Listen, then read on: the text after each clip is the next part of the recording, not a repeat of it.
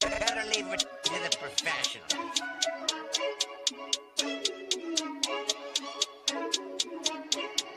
Blessed by Bundy, blah, blah, blah.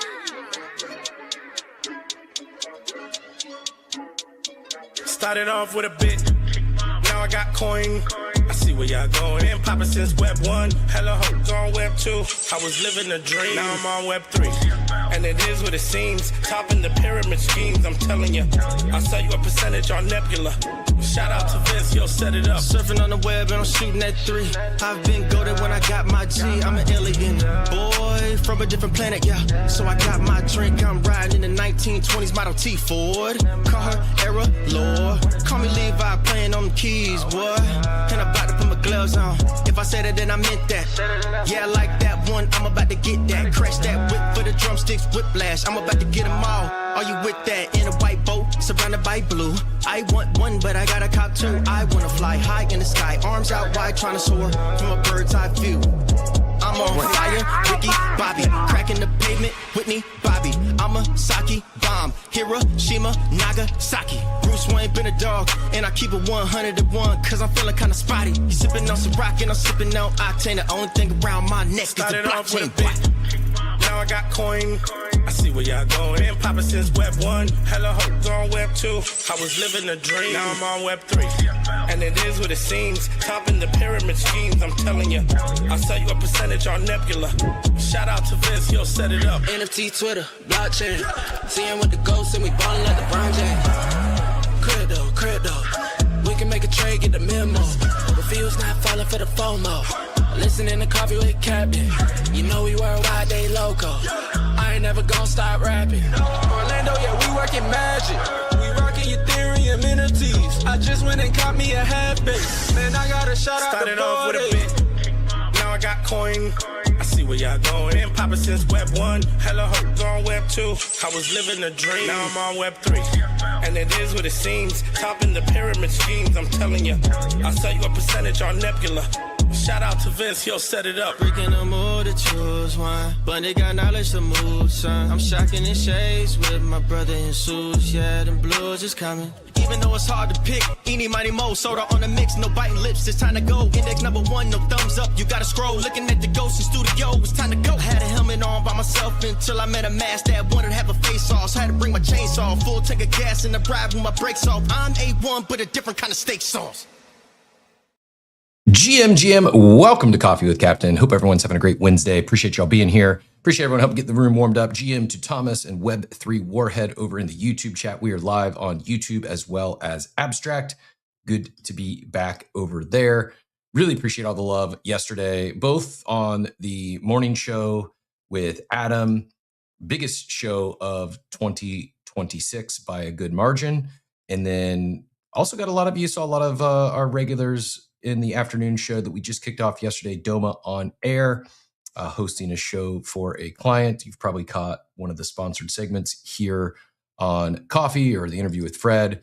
We kicked off a show for them yesterday. Going to do that every couple weeks, and honored to be hosting a new show they're kicking off, and obviously Payne the Legend doing a great job on the production front, but excited to venture into some new waters.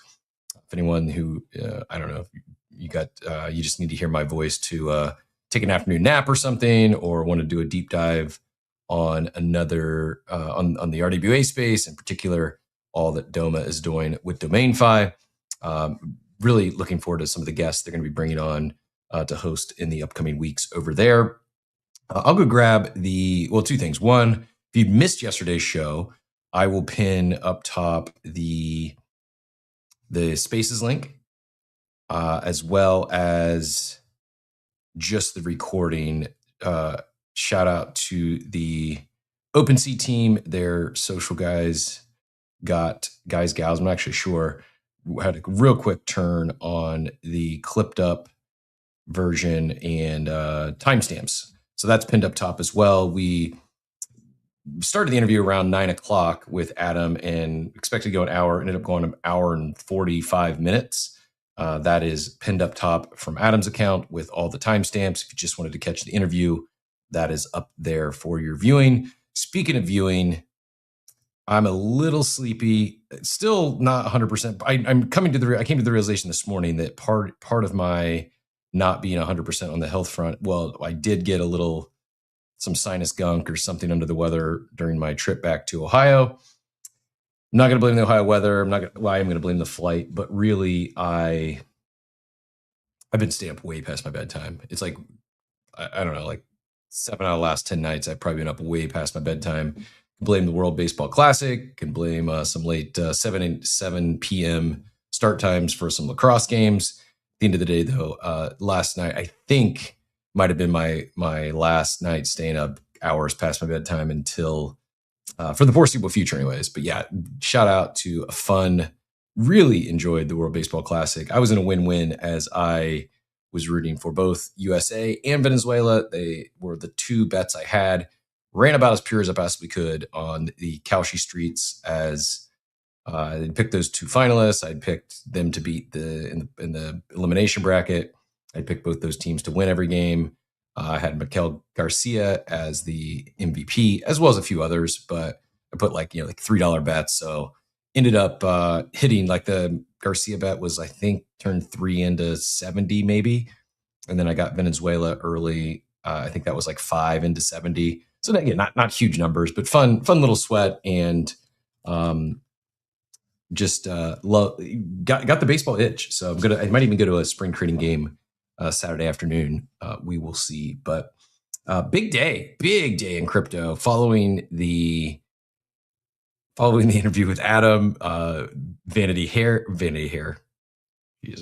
Fair dropped a hit piece, not just on OpenSea, but crypto at large. Just the timing probably couldn't have been less optimal for OpenSea and Devin in particular, but he handled it, I think, about as well as could be. SEC and the CFTC, huge news yesterday, huge release from them, kind of front running the Clarity Act and the instead of regulation by enforcement, going the other direction. I think officially killing regulation by enforcement that was Gary Gensler's presumed playbook. But all that being said, let's go. I guess I'll take recommendations. If anyone has a hot rage baity or clickbaity title, I will swap this out. But for right now, I'm going to go with crypto not a security per the FTC, or excuse me, per the SEC and the CFTC. If anyone has anything else, any other leading topics today. Most of this news broke late yesterday. I did actually, before the show, opened an ETH long as my trade of the day. There was a big red candle, and I don't really know why, other than I guess just range bound. I caught it at the bottom, was up a little bit, and it's dipping again. So we'll see how things play out. It's slightly in the red right now, but I am my logic, and logic's probably not wise in this space, but my logic is I think that sorry, I lost my StreamYard tab. There we go. I think that the markets, when they open at 9:30, specifically the ETF markets, I think will receive the SEC and the CFTC's news well. We'll get into that here briefly. Probably be our leading topic as we dive into real crypto stuff. But I wanted to at least hit on my favorite non-American country at the moment, the Venezuelans, and their win in the World Baseball Classic. Joey, GM, what brought you up this morning, sir? Yeah, Cap. Exciting game last night, man. I mean, it wasn't exciting from an American perspective as we only had 3 hits, but the Harper home run was exciting. I mean, it wasn't like would have liked to see more offense, but I still think it was an exciting game. It might not have been the outcome that everyone in the U.S. or most people in the U.S. were hoping for, but exciting game. I think couldn't have scripted it better to take place in Miami, where there is it's the largest population of Venezuelans in the country. And it was like, I mean, for the U.S. to be playing in Miami, it was like an away game. Like at least for what I was taking in on TV, it was. I mean, they were applauding. 75. It had to be 75% of the stadium. Had to be. Like even in like they were announcing the opening lineups, it was or starting lineups. It was like applauding, loud cheers for the Venezuelan starters, and then to me it sounded like boos. Like they were booing the American. In fact, my girlfriend's like, "Are they booing? Are they booing the players?" Like almost took a little offense to it. Like that they shouldn't be doing that. But I enjoyed it, and yeah, good. I thought it was an entertaining game. Like yeah, I know chicks dig the long ball and runs are more exciting. That was well pitched. I thought the kid from the States who's had like 8 starts, thought he pitched well. I mean, that Venezuelan lineup's no joke. May not have been as deep as the Dominican, but still loaded with stars. And for that pressure-packed moment, I'm not like trying to pass blame. Like I'll give the Venezuelans credit. They played really well. They ran great in the tournament and they deserve to win. And I also not going to pretend to know what kind of pressure the American manager was under because it is spring training. It is March. These are exhibition games for all intents and purposes. Some of the moves I thought he made were questionable. I don't think people understand, like as if you follow baseball or you play baseball, what people don't understand is right now, the baseball players they're not like ready to play baseball right now. Like, I think people don't understand that, like, why are the pitchers only pitching 4 innings and why are the hitters struggling? Like, it's baseball. It's March. Like most of the baseball players that in like the Major League Baseball players, this is like at this time of year, they're just now starting to see some live pitching. Yep. Like they haven't seen live pitching since, some of them, if they didn't play in the playoffs, haven't seen live pitching since like September. Yep. Right. And so I genuinely believe hitting a baseball against the pitching that we see today, it's the hardest thing to do in sports. I'm not saying baseball is the hardest sport, but I think hitting a baseball against 100-mile-an-hour fastballs and then another pitch that looks almost identical coming out of the hand and ends up being a nasty slider or a curveball, like the hardest thing to do in sports. And like hitting a golf ball is hard, but you don't have the variable. Like you once you get it dialed in and you have the muscle memory, it's not moving. Yeah, it's not moving. It's a still ball. Like a baseball it's insane. It's so hard. Like I like to think I'm a pretty mentally sound individual, and I'm sure I'm more stoic as an adult than I was as a 17, 18-year-old. But I went through like some crazy streaks in sports, in baseball, where like my I don't know, no one cares, but I went through a period where like as a younger kid, mid-teens, I like never struck out. I always and then like something changed mentally. I bulked up a little bit. I started hitting some home runs. And I'd have games where like my sophomore year, I had 3 multi-home run games. And I also had far too many games where I struck out 3 times in a game. Like it's embarrassing. And as someone who like growing up, I never struck out or rarely struck out, to where it just I was a head case. Like it is so, and these weren't, it's because like the pitching changed. Like it got better faster than I got better. And adjusting to that was hard. And I wasn't facing 100-mile-an-hour fastballs and even remotely close to the nasty stuff these guys face. This is like, I might have been facing pitches in like the mid 80s. Like it is such. Well, it's also yourself, right? So not only like if your swing is off by a quarter of an inch or an eighth of an inch, not like a millimeter. It's nuts. Yeah, because you got the sniffles that day, or you got a little bit of a pain in your shoulder. Like your mechanics as a hitter have to be perfect, in addition to being able to identify what pitch is coming, where the pitch is going. It's just, and listen, do I think it would be a better product if they did this like how hockey does it in the middle of the season?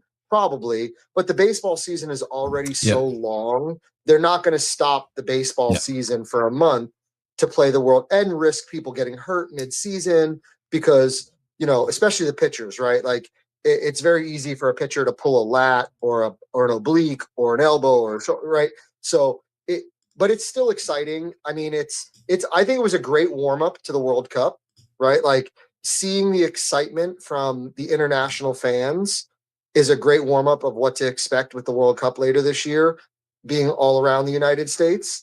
But it was fun. I stayed up. I watched the whole game. I mean, I wish the U.S. would have won, but I mean, like Von Frutton said in the War Room, "New America beat Old America." So I saw another funny joke. That's a joke, guys. Don't cancel me, I saw another funny. We'll say it's a joke, but I wouldn't be surprised if it happens at this point. Someone said they wonder if Trump will invite the Venezuelan baseball team to the White House to meet their president. I chuckled. Again, it's a joke. Please don't take. I'm not like it's not that deep. We can laugh sometimes, and yeah, I thought it was a joke. That photo, what I mean, laugh last night was that photo that got shared in the War Room. Somebody made of like the all the characters from Zoolander, but on the Vanity Fair. So it was like the poking fun of the outfits. And did you see that one? Oh yeah, there was the memes were strong yesterday. Very strong. The memes were very strong yesterday, and I would say this: not that I ever have any desire or wild, like 0% chance I will ever do an interview with the Vanity Fair. Like, not that I have any sort of crazy, like out of touch reality thoughts that would even ever come into play. But yeah, just this is the picture Joey's referring to. Crypto true believers demand to be taken seriously. I don't even want to. I want to share the full spread because it's much more. Yeah, like I don't know, man. We're gonna get into this, I guess. Any other thoughts on baseball before we start talking Vanity Fair hit piece and the same day that they say crypto OGs want to be taken seriously from a fashion magazine, while on the same day the SEC and the CFTC say we all should be taking crypto seriously. Like that's today's proof of simulation. I don't know how else to put it. Like the same day a fashion magazine is poking fun at the crypto industry, and I'm not like again. Was he really poking fun? Was the article supposed to be? Yes, it was a blatant hit piece. So these people are. Is it one of those like bait and switch things? Yes. Like these people agreed to like a Vanity Fair interview, and then it comes out, and it's really like and it really was like that's what happened. I mean, I don't know for a fact, but yes, that would be my strong guess. Would be this was. They thought it was going to be. I don't know. Actually, don't know what they thought it was going to be, but my belief is it absolutely 100% was a bait and switch. And why I think that, well, here's the cover piece. If you missed it, yeah, Kathy Wood, you got Novogratz, you got Demers. I'm not doing her justice. I should get her full proper name here. This guy. Last thing on the baseball piece. My favorite part was definitely when the camera panned to the audience and we got to see all the lovely Venezuelan women. I hope your wife's not next to you. No, I walked away. I'm smart. Another funny post I saw that was didn't get enough love is Quit replied to someone and said, if it's something like if you missed it, like this is Thread Guy now, referring to. Oh, that was a good one. Olaf, that one really made me laugh. The Bitcoin Playboy, Novogratz. Like it's just like, I mean, I get like she came across the best. Meltem Demers. I don't know. The Crucible Capital founder judges potential investments on a sliding scale of Riz and Tiz. Here's the secret to lasting a really long time: you never become the main character. Everybody knows who I am, but not Nobody really knows why. I agree. I don't like. I'm really not familiar with her, but she's obviously done very well, and also I felt like came across as like the most normal person in this article. So again, I don't know what the bait and switch was. I'm certain it was a hit piece, and I did see Hayden Adams. I'll pull up his post. I don't want to misquote him, but he got asked to be in it and said, "I passed on the whole thing after they initially asked if I would do a photo shoot wearing a bathrobe in a sauna." Pretty funny. It made me think of. I just started watching the new Steve Carell, right? Steve Carell, you're right. Started watching the new Steve Carell show on HBO. It's called Rooster, and there's one of the characters in there is like calls it the hot room, and like he brings people into his sauna, to, like his own backyard sauna, to have meetings, and it just made me laugh. Anyways, good show. I only got 2 episodes, but so far off to a good start, and cool to see more positive take on Uniswap though. Not everybody shares the conviction. The more blockchain infrastructure matures, the harder it becomes to explain what OpenSea's platform offers the trading venues like Coinbase and Gemini don't. The projects that are succeeding have raised the bar. Hyperliquid and Uniswap, for example, now share revenue with token holders. Most tokens can't compete with that model. The majority are primarily for governance purposes, giving holders a vote on protocol decisions, but not a direct stake in company economics. My bold take. Now, Adam didn't say this. I have no inside knowledge or no. It's just pure speculation on my part. I think OpenSea is going to follow the Hyperliquid and Uniswap model. I think not only will they be doing token buybacks, I think they'll find a way to do some sort of revenue share, especially following yesterday's announcement. Maybe not. Maybe they won't go there, but Adam was very clear that there'll be utility. This isn't going to be a meme coin. It's not just going to be a governance token. The C token will be utilized. It will play a key part in their ecosystem, and I would be shocked if they don't do at least token buyback. But I think we may see some sort of revenue share model with that. Yeah, Thomas adds, you should take that group photo and change all the outfits to crypto merch outfits.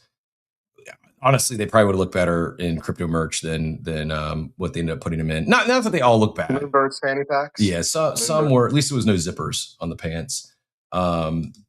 Some looked pretty like not serious. They didn't like. I thought Devin and his wife they looked fine. It was fine. They got shots taken at them. It was a hit piece.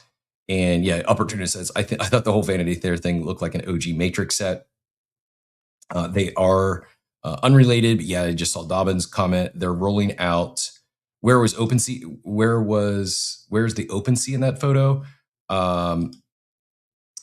This Devin and Devin's wife, who is also a crypto OG, got into Bitcoin in like 2011 and has run some VC firms. This is Devin here, and this is Devin's wife. I don't want to mispronounce her name. This is only why I'm not saying it. Let me get it. Yeah, the proper full name.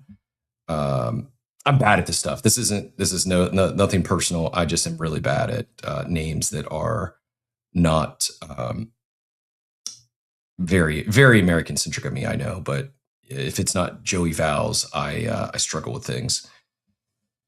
But in case in point, I can't even say Joey's last name properly, and he's here on the show every day. I mean, you're not the only one, though. How do you pronounce it? Or is it out there? Yeah.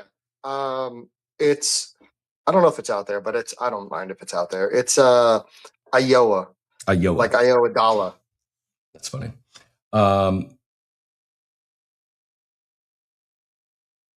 Yeah, Phonics, we'll get to that in a second. Yuchi Lyra Kuo? Yuchi? I think you've been saying Yuchi, right? I believe. Yuchi Lyra Kuo.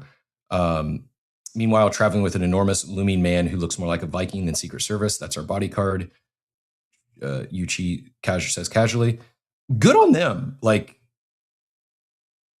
like even the thought like they're trying to turn that into a joke. They should be traveling with bodyguards. They're billionaires or 100 millionaires. I don't know how much he's cashed out. They have extreme. They're not anonymous. They're known individuals. They have 9, if not 10 figures combined in net worth. That's dangerous. Like people are getting like we've seen dozens of crypto wrench attacks and kidnappings and fingers cut off for people that have far less known net worth than do Devin and his wife. It would be irresponsible of them not to travel with security. Like they should be spending money on security. Like to try to turn that into like a joke is like clearly don't get it. I don't know. I actually would love to know, and we'll probably never hear from any of them, but I would love to know how did they spin this? Like, what did they clearly didn't know that it was going to be framed this way. They clearly didn't know it was going to be a hit piece as it turned out to be. I'm wondering how they framed it like, how did they frame it? Because I believe this is a real picture. Maybe they photoshopped it. Maybe they got in maybe they took individual photos and then just put it all together and meshed it together here. Maybe there's some AI involved. I think this is a real picture. And at this point, I would have been like, this is all off the record. We don't consent to this interview. This is absurd. Like, no offense to any of these people, but if I'm in like all my red flags would be going off if I'm sitting down for a picture and they put this, the barefoot bandit guy or barefoot builder, excuse me.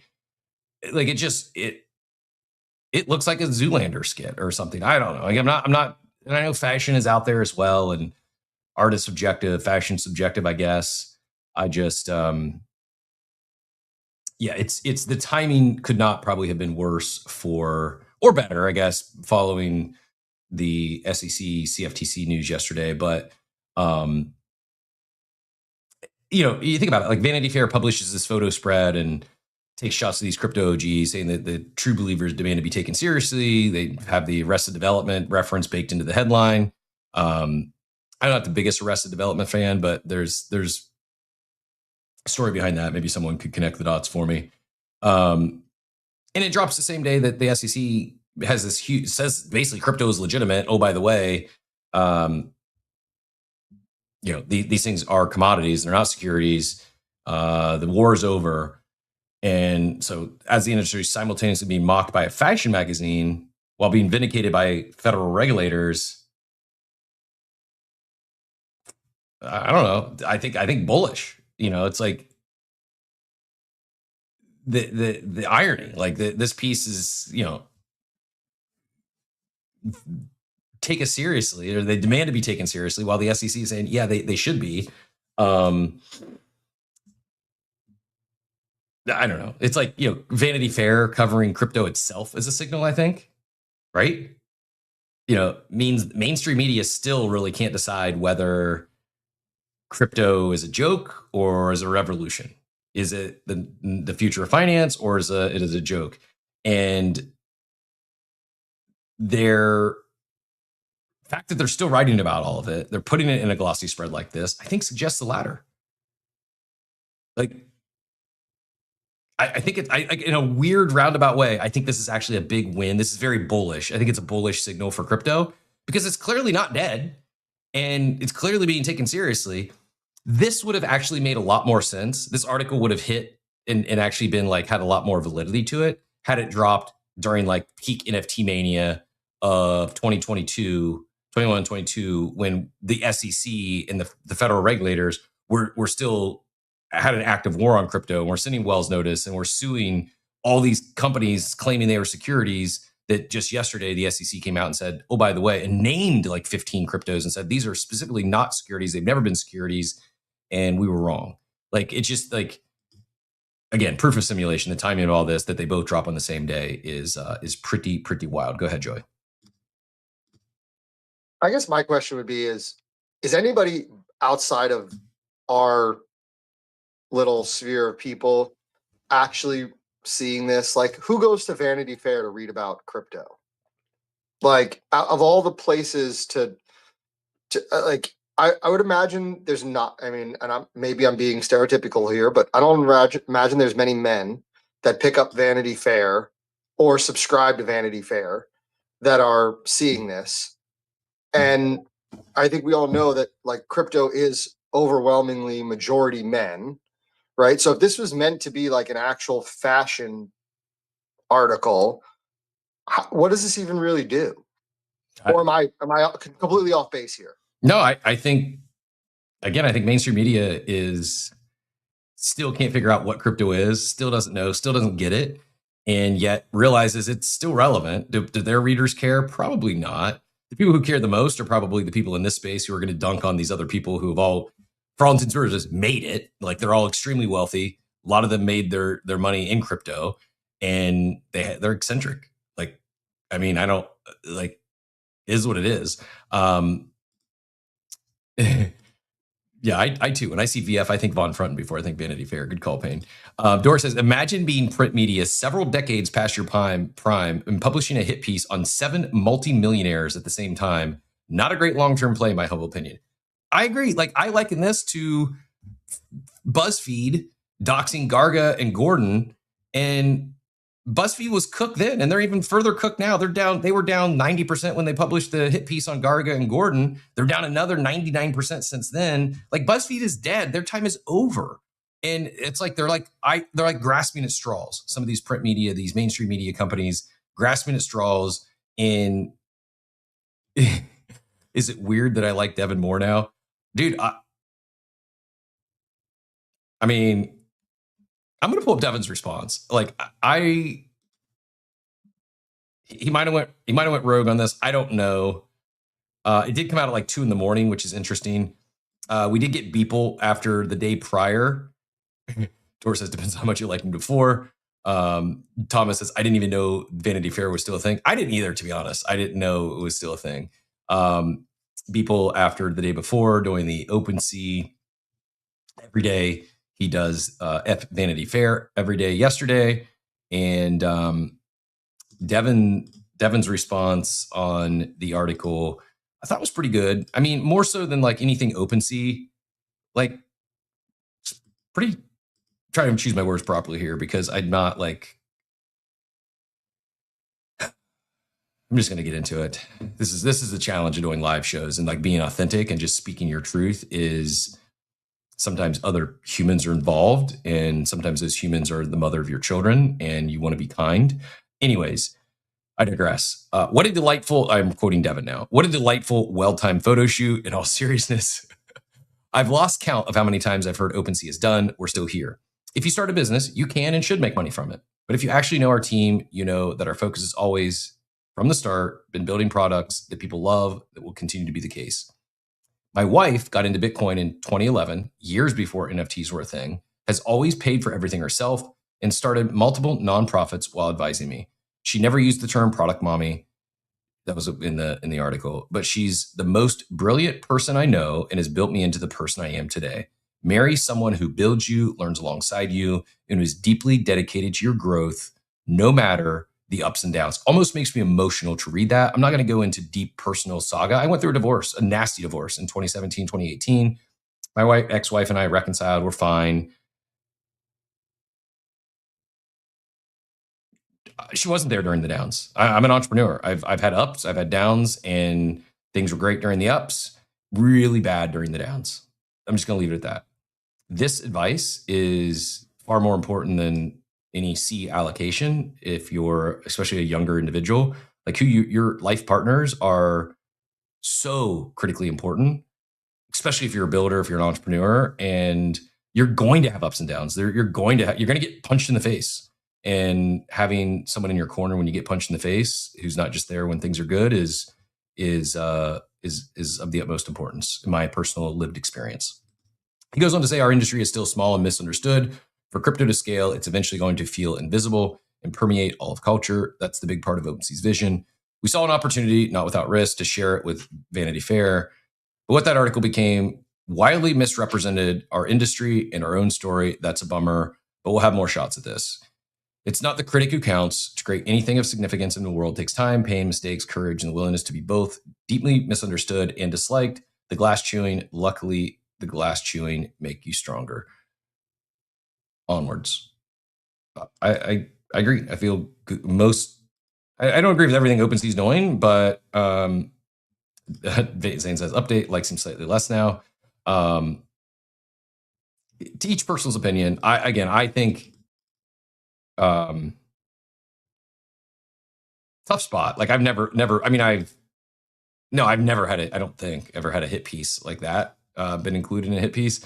I've had some opportunities with mainstream media publications from Fox Business to the Wall Street Journal, and fortunately, they were all kind and took what I said and was accurate. I did. If I was going to get like a hit put on me, it would have been from BlackBerry when I called their demise in the Wall Street Journal, and it kind of. I mean, it wasn't me. I really had nothing to do with it, but I did call it, and it was. I like marked the beginning of the end for OpenSea, or Jesus, sorry, excuse me, Freudian slip. God damn it.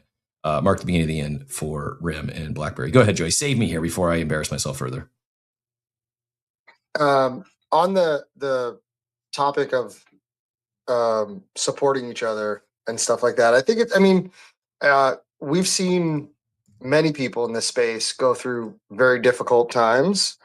And sometimes we don't always have somebody, and you've said it in here before where like your DMs are open, even though you never check them and you probably have 100 unread, but true story. If you, if you do need someone, because you lost some money, whatever the case is, right? Like there are people here that will check their DMs and will help you and will support you, because this is a difficult space. I mean, there's a lot of money being spent, being risked, and if so, not everybody has somebody, but before you do something that you might regret, reach out to somebody, and because there's people here that do care. Absolutely. And this market is very volatile. It can be very emotional. Yep. Yeah. Even if you're not a quote unquote builder per se and having ups and downs on the entrepreneurial roller coaster, this industry can be brutal, and the highs can be extremely high. The lows can be extremely low, and oftentimes feels like it can be completely out of your control. So yeah, I will double tap that. If you do need to talk to someone, DM me, but then maybe if I don't see your DM, drop a comment in the chat and say, hey, check your DMs. I just sent you DM. That will usually get my attention. Someday I'll get through. Actually, I probably won't. I'm not going to say that. I'd love to be able to get through all my. I check my DMs. You guys can DM me. I will listen to you. Yeah, I would. I'm not as popular as Cap, so I don't have a lot of DMs. I'm not even that. I'm not even that popular. I don't have that many personal DMs. I got in way too many group chats that for some reason I have like I don't even know, a wild, unnecessary fear of leaving. I need to stop caring what other people. Yeah, I just leave. Yeah, but I'm also not as important as you, so people don't care when I leave. Yep. I'm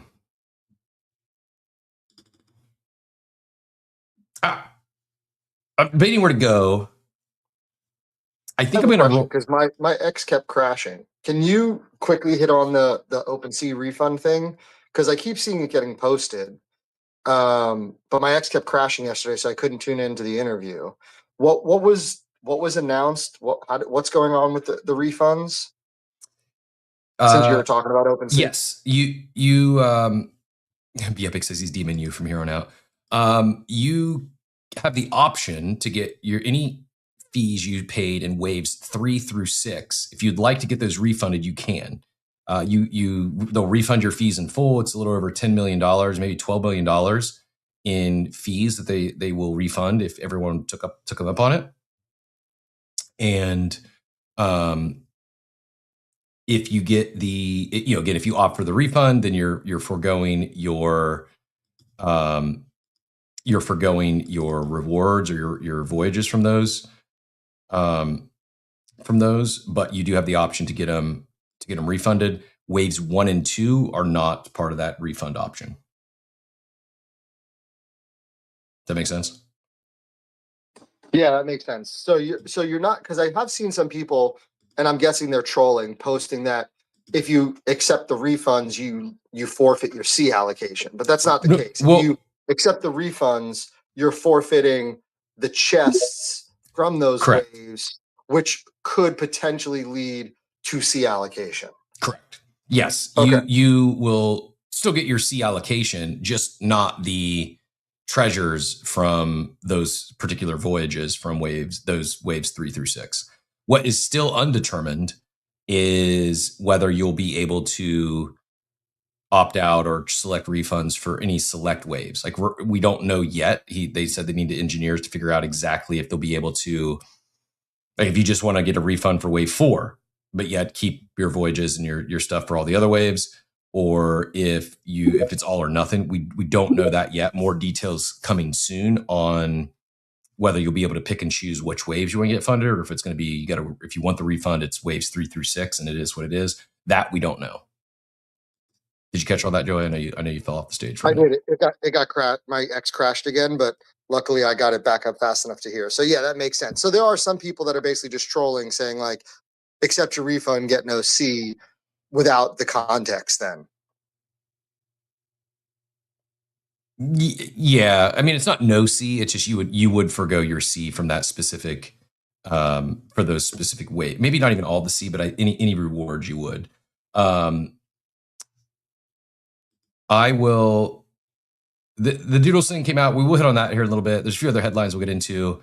I'm just going to say this Doodle AI version of me, like that looks like I have a gray. I don't even know what you call this, a landing strip. It's not even a goatee. Doodles is going to probably make me either dye or shave my beard. It's giving me a complex that I still have a full beard. It doesn't even like the Doodlefy. Like I'm gonna FUD Doodles for a minute because like I don't even like. Yes, this went white, as has this, but at least I have some color in my mustache. Like, and I don't know. I don't appreciate the doodle version of me. It's I like how I look, Cap. I was happy with Doodle Snacks, I'll say. I'm not a fan of my own. I mean, I'll run some more pictures. I don't have gray hair. I had a cap on, but the hair on my head is still not gray. And they didn't do a good job with my dog Duke. I was going to do one of my dog Duke, and it didn't even look like him. But Snacks GM, welcome to the stage. What brought you up this morning? GM, so I was thinking about this OpenSea thing, and I was just curious, why do you think they did this refund? Were people clamoring for refunds? It just doesn't seem. It just doesn't make sense to me. Good question. Because it feels almost like I don't want to say unforced error, but like borderline. It's like, who is out there saying, I need like a refund for my. I wonder. That's a great. I wish I would have thought of this yesterday to ask Adam, because this actually is I'm kind of perplexed, because to your point, I'm curious how many people are even going to take the refund at this point, because I don't like waves 3 through 6. It wasn't that much. Maybe if someone overspent and went too hard, maybe a few people, but I'm going to guess less than 50% even take the refund. I think someone mentioned, it's just a PR play. They're refunding the waves 1 and 2 is where they generated the most play and most fees. And so this is just a way to get ahead of the delay. But had they not offered any refund, you don't have people bitching about not getting refunded for waves 1 and 2. Like, kind of backfired, I think. To your point, maybe backfires, and then we're maybe better off just to say, hey, we're delaying TGE, suck it, as opposed to, hey, we delayed TGE. We know people participated in waves 3 through 6 after we announced that TGE would happen before. We gave a timeline. We said it would happen in Q1. And then waves 3 through 6 were after there. Therefore, we're offering your fees back if you choose. I hadn't had this thought until just now, until you posed the question. But what do you think, chat? Was this an unforced error? Would OpenSea have been better off? Would the pushback not been as severe had they just not offered any refunds and just went forward with, hey, TG is getting delayed, and here's why? You know when you comfort a toddler and then the toddler cries more? Sorry, go ahead, Jeff. No, I think you might be spot on here. I had not had this thought and not entered my brain, but after you posed the question, I think this. I understand the intent behind it and the why. I'm guessing the blowback is maybe. I mean, I expected some blowback, inevitable. Any delay was going to get pushed back, but I'm guessing they thought the refund, $10 million, is a big deal. They thought it would be viewed as like, oh, this is kind, generous, this is a good thing. And I said it yesterday to Adam, the most common question or pushback or concern that I was seeing, and I pushed back on it a couple times yesterday, was why not waves 1 and 2? And if there's no refund, that question doesn't exist. Joey, go ahead. I was going to say, I think they would have been better off with, and this is just very quickly thinking about this, instead of saying like, we're going to offer a refund for waves 3 through 6 on fees because we're pushing TGE, to say we're pushing TGE and we're going to increase the reward pool. We're going to lower fees for the next 30 to 60 days. We're going to, right, like do something. Which they did. I mean, the fees are going to be waived for 60 days. Okay, so they did say that. So see, that's my bad. But yeah, I mean, just announce something where it's like double points or bonus something, or versus offering refunds to people. But if the fees are going to be waived for 60 days, that to me, that would have been more than enough of a compensation than offering refunds. And then you wouldn't have the people saying what they're saying. Yeah. Yeah. I mean, that's a lot of money if you think about it. 60 days of, are the fees being waived on everything? No, just tokens, not NFT trading. Okay, so do we know, does anybody out there have access to the Dune to know like what they're averaging in fee collection 30 days? Because I would wager 60 days of fee waiving on tokens, it's got to be more than 10 million, no? Cap, I just sent you a DM with a post from Quit, and he created a website that reads the data for your fees that you paid to OpenSea. But I'm kind of confused because when you go to the tweet and you look in the comments of the tweet, because I quote tweeted him, he said, "Note, this is just for NFTs. I've never swapped a token on OpenSea, so didn't even occur to me to support it. Can probably add it." He hasn't added it yet because when I quote tweeted him and he came in and said the exact opposite on my quote tweet, I thought he said this is just for tokens. So, not to confuse things, maybe I'm mistaken. I'm under the impression that the fees are all marketplace fees, NFTs or tokens, but the 60-day waiver of fees is only on tokens. Yes. NFTs will pay fees. Is that your understanding as well? Who posted it so I can go find the tweet? Was it posted by Adam or by OpenSea or?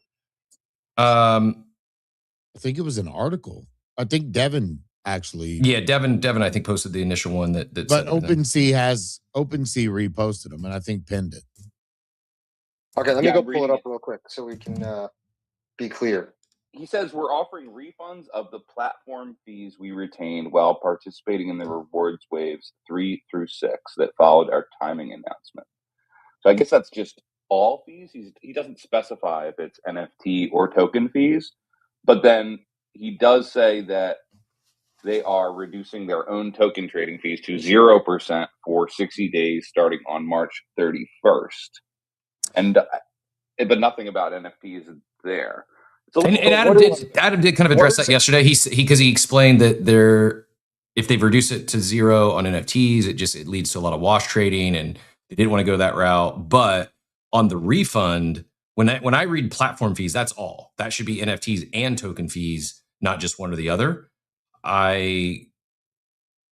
Sorry for not catching this yesterday. I would have asked Adam point blank. Maybe we can get some clarification. I see Steve just popped in. Steve, our understanding on, and no, not to put you on the spot, I know this isn't your job per se, just a question got raised that on the fee refund is all platform fees. So fees that were paid for token trading or NFT tradings, if you opt for that refund, you're getting your refund of all fees paid, not royalties, but all platform fees, whether it be token or NFTs. And then the 0% fees is just on tokens.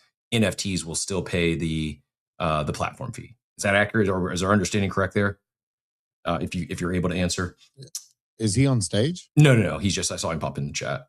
Oh, he's probably like I'm checking sure. out the new scouting class for Ohio State. He ain't worried about this. Legend Bay is going to be a legend. No pun intended. The kid is electric, and Legend Bay is going to be a legend. And yeah, get a thumbs up. So I think we're correct. Our understanding there is correct. Optional fee refund is all platform fees, both from tokens and from NFTs. So while Quit's dashboard that he built should be accurate for the NFTs is what it's not inclusive of token fees you might have paid. So it's only half the picture. So don't take that for, it's not against, it's obviously it's a third party. Quit doesn't work for OpenSea or with OpenSea, other than maybe anything they do with Yuga, but it's just a third party tool. You can go check what fees you paid in NFTs, but if you did a lot of token swaps, you would be eligible for those fees as well. Maybe after Quit gets that feedback, he'll update his tracker, but as of today, it is not fully accurate. And then yes, starting on March 31st, 0% fees on tokens, but NFTs will still have the platform fee. Do you think you get kind of like a little black check mark next to your name come airdrop time or TG time? Is like, yeah, this guy fucking cheated his bags and took our money back. My guess would be no. I mean, you're not going to get your rewards for that phase, which is fair. Yeah. But yeah, I don't think they ding you on anything else. I'm leaning towards not messing with anything.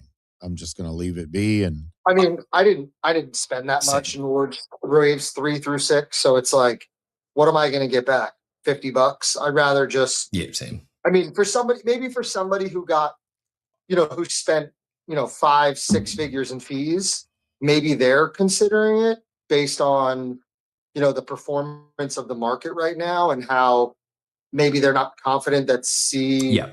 Agreed. That's why I think some of the smaller people out there, like who's really going to get a refund for a couple $100 or even $1,000? Like it's not that much money. I agree. I agree. I do think it's a nice gesture because for if someone did spend 5-6 figures in fees and they may feel differently now, they have an option to get it back, and they're not going to be loud on the timeline that, I burn all this money on fees and now it's delayed further.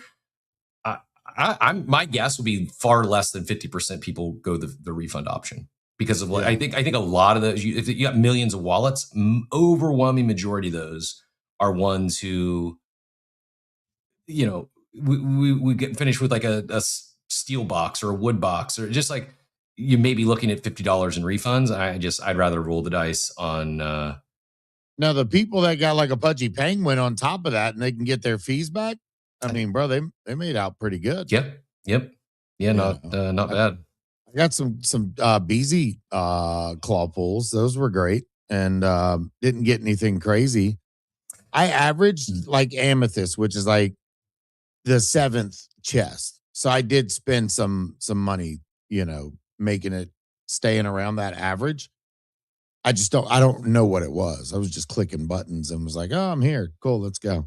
This would be the best outcome. Dort says, can't wait to hold my treasures and get a bigger airdrop than someone who spent 5 or 6 figures on fees and hit the refund button. See, that's what I'm talking about. Yeah, Diablito says, I hope everyone takes the refunds and I win a CryptoPunk with my iron chest. Twitch Phonic says, there is no C, I love you. I think we're going to get a C. When, I don't know, but I did enjoy the conversation. What was the remind me, Snacks, what was the question you'd asked that we weren't sure on? I was just wondering why they did it, whether people were demanding the fees and what the thinking was. Because I don't know, like you said, it seems to me most people are going to roll the dice. I mean, this is a D10 space. People want their token. They're not going to do anything that could have a chance of, decreasing their token allocation. But what you said, yeah. I think because I'm still waiting on several airdrops, like Same. From stuff that I've put money into. Same. And, I think they wanted to kind of gain favor within the Web3 community. This is my perspective of like, okay, we're not going to let you sit here for a year or two, collect your money, and then, think we're running away. Like, so here, you have the option to get some of your money back. You're still going to have other meaningful considerations at TGE, plus your OG status. We're going to also give you 60 days of free trading and trying to incentivize people to stay. I think they're trying to please both sides of the crowd here. And I think Adam coming on and answering everything to the best of his ability was great. As I told some friends, Adam is a CMO, so his job is to sell the brighter side of the picture. So you got to look at it that way as well. But I mean, I think Adam seems to be Adam's a genuine guy. And I think he wants what's bet. The thing I like about OpenSea and all their hires is they're going after Web3 native people. They're 100%. They're not going on LinkedIn and getting some of the top recruits that probably have better experience at running a big company like this. Yep. They're getting Steve, who's literally sat here through 1,000 spaces, and they hired Adam, who's, I think it's great the way that they went. I wholeheartedly agree. Like that, we've all committed how long to waiting for C at this point? It's like, are we really going to give up now? And the people who are complaining, do you really want C to drop right now? Like, what do you think the outcome would be if they drop C on March 31st? Unless things change tremendously in the next 2 weeks, like, do you really want, like, even if you want to, run to the exits and just, use this as a liquidity event, fine. I don't know. I would much rather them wait for better conditions and have the app ready and everything else they said yesterday. And yeah, I agree wholeheartedly. Like the team, and I know I sit in a very biased seat to where one of those employees you just mentioned is not just a former co-host, but a great friend. Like, I'm very bullish on the team, much more so bullish on OpenSea now than I was at any point in the past because of the team. And I know they care. I know they genuinely care about the space. We need leaders in this space that aren't extractive, they don't care about, and I know this is, some are going to laugh when I say this on the tails of that Vanity Fair article. Entrepreneurs, business owners should make money. It would be a shame if Devin wasn't worth millions of dollars after starting an NFT platform that hit it. They nailed it. Like, they were here during the zeitgeist. Is it down from its all-time highs? Yeah, but so is most things in crypto. Like, I do believe they genuinely care. I do believe they have a long-term vision. Now, a little bit of, like, not pushback per se, but I saw a Dudas quote I'm going to share that I think that has some merit. Like, I think OpenSea has won the NFT marketplace game at the highest level. I think there's still going to be opportunity for niche markets.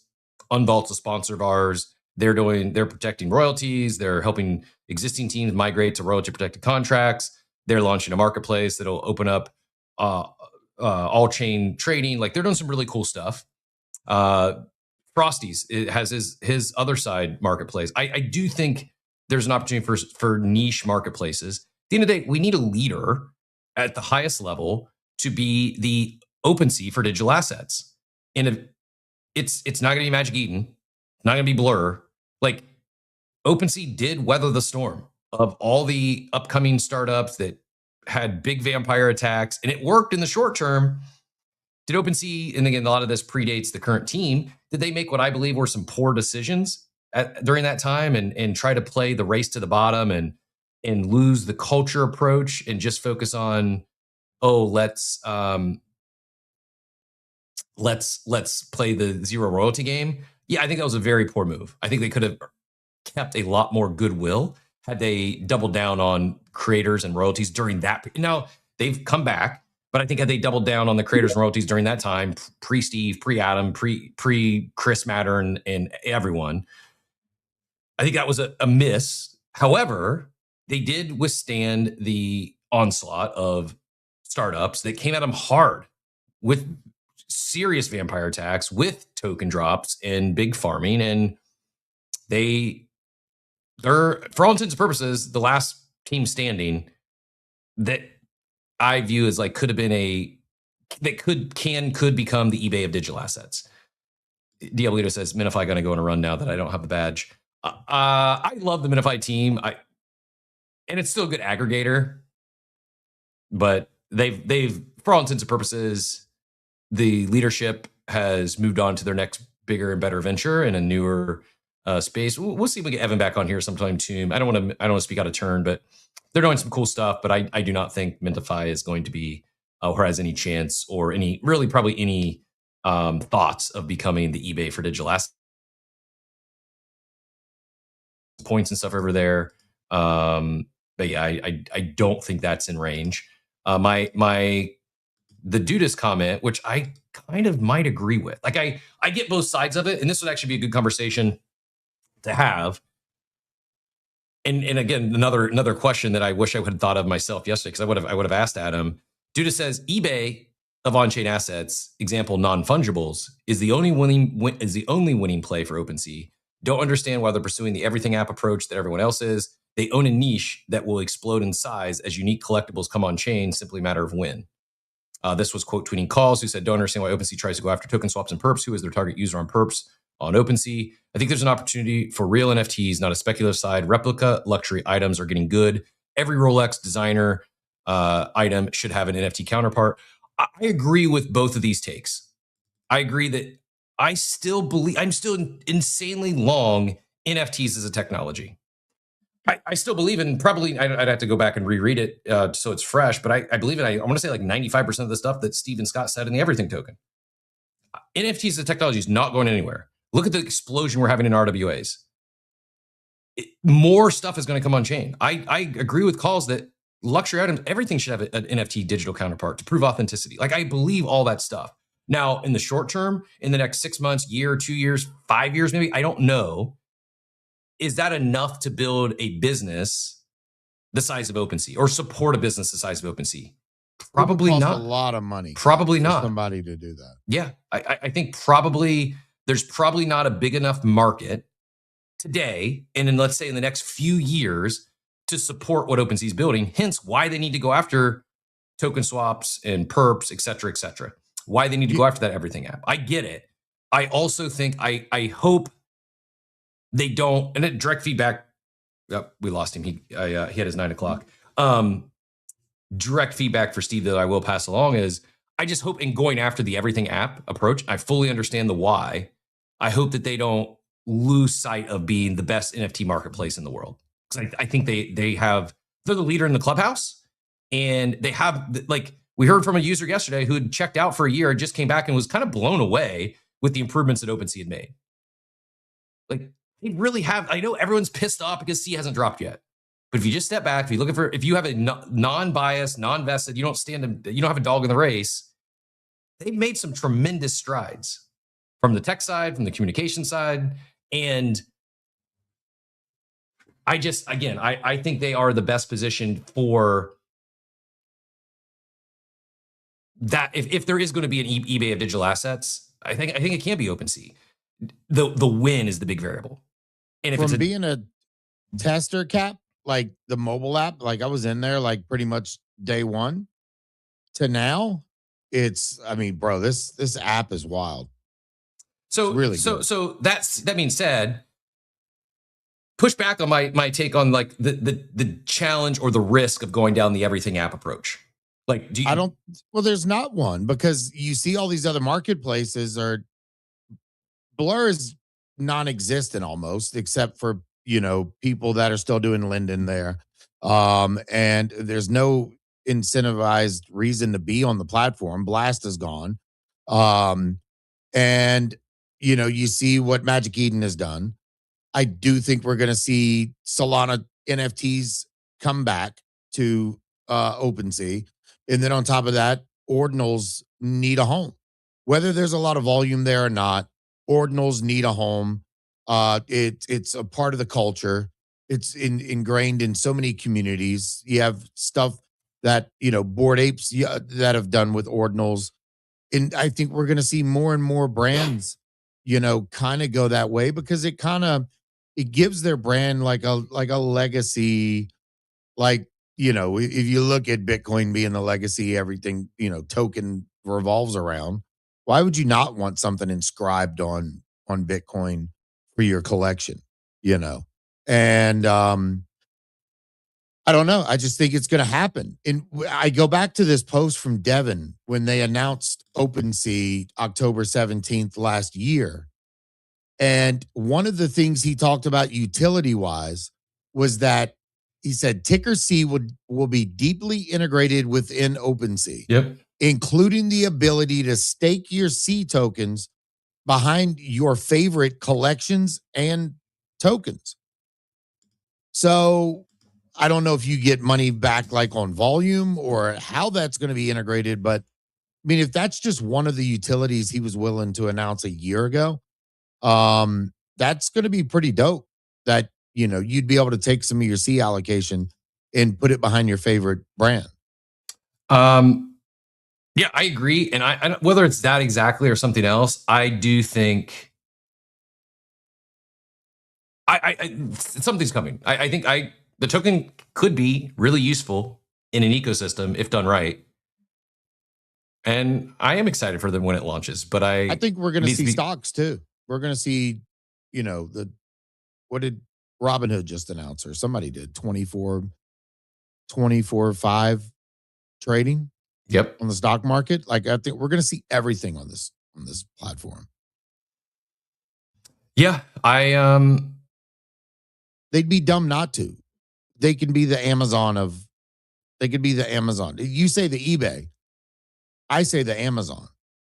If you want Bored Ape merch, guess what? Go to the Bored Ape website or go to the Bored Ape page on OpenSea, and you can have links there to everything. Other side to everything. It doesn't matter if I'm in Creeps or if I have CryptoPunks or Pudgies, Chimpers. It doesn't matter. It brings you go to their homepage on there, just as Adam was explaining yesterday to somebody about ApeChain.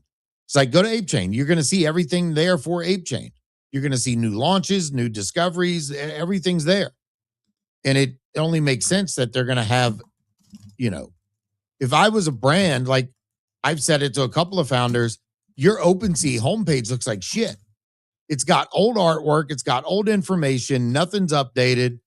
You have no cool videos. Like, I would imagine they give these founders tools to build their brand page out.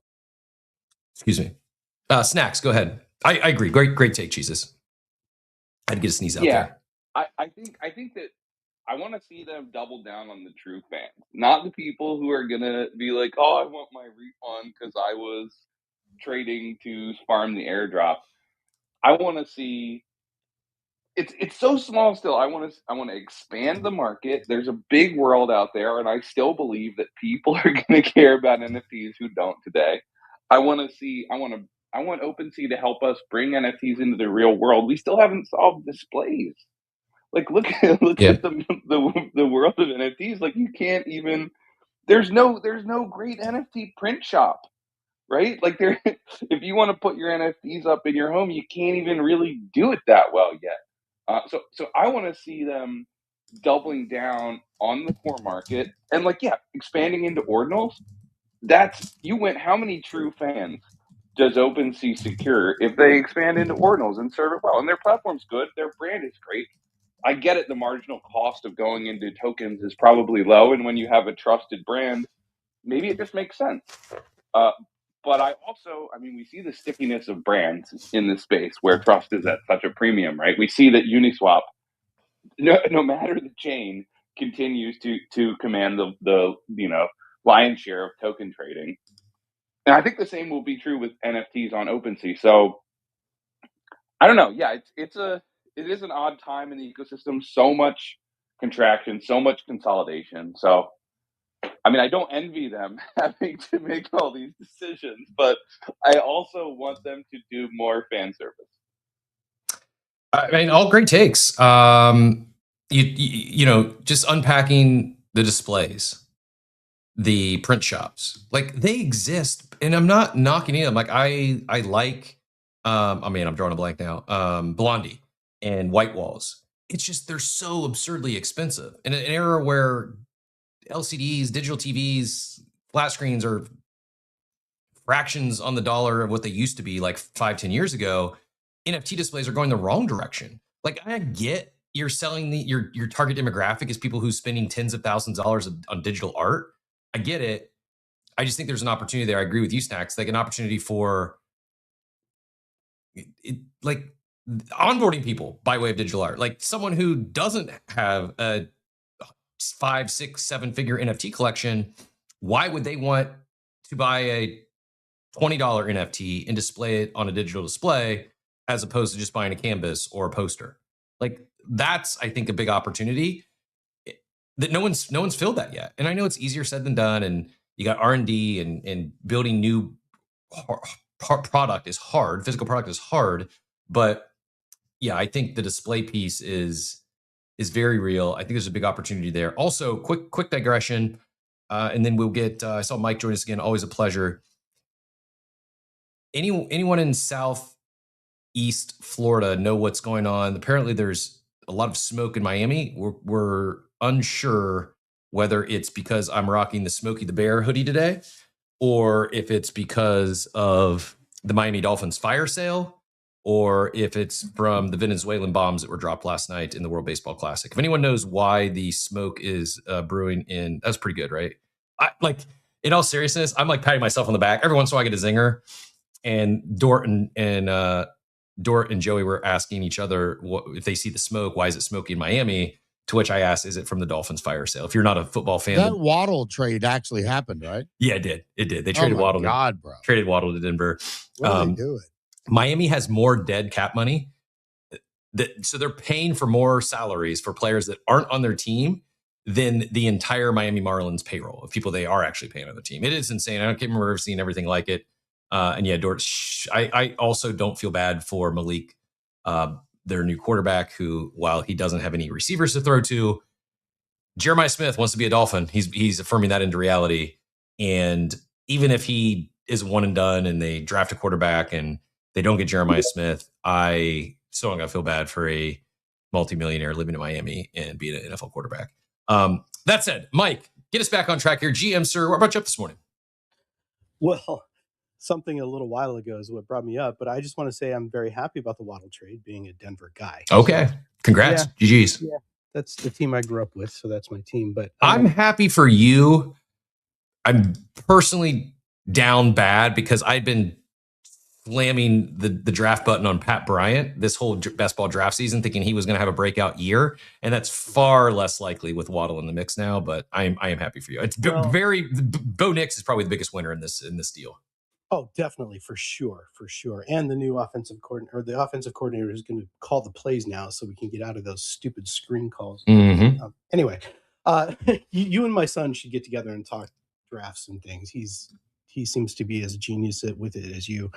And he was talking about the Broncos need that linebacker from Texas, the Dick Buckus Award winner, the number one linebacker in Texas, because he covers the middle. And he can run with receivers across the middle and stuff, which is something the defense is missing in Denver. Anyway, Anthony Hill.